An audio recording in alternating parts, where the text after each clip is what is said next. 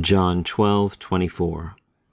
Amen, amen, leggo humin, ean me ha kokos tu situ, pezon estengain apathane, autos monos mene, eande apathane, palun karpan fere. Here Jesus is speaking several days before his death here in Jerusalem.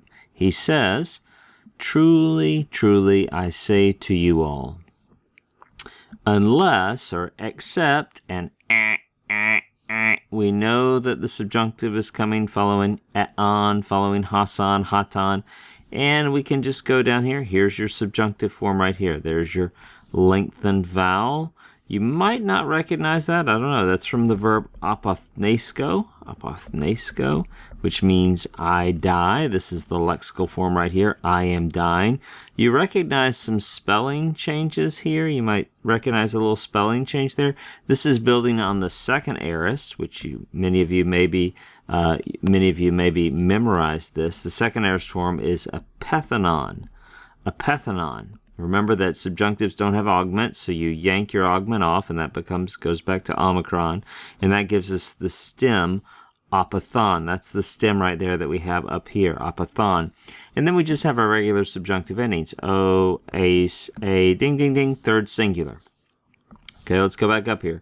Unless or except, we'll go real literal, the grain of wheat after falling into the ground dies, or perhaps this is better understood, this participle, as just a participle of attendant circumstances, telling us another activity alongside the main verb. So we'll just add in the word and translate it as another verb. So unless the grain of wheat falls into the ground and dies, comma, you'll note in Greek that when you have generic or proverbial expressions, you'll use a singular form with an article. In English, we would say a grain of wheat, or perhaps the plural grains of wheat, unless grains of wheat fall on the ground and die. But in Greek, you do that with the generic use of the article. We continue translating.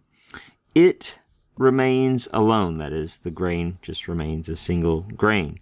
But if it dies, and of course that's a subjunctive again, but if it dies, it bears much fruit.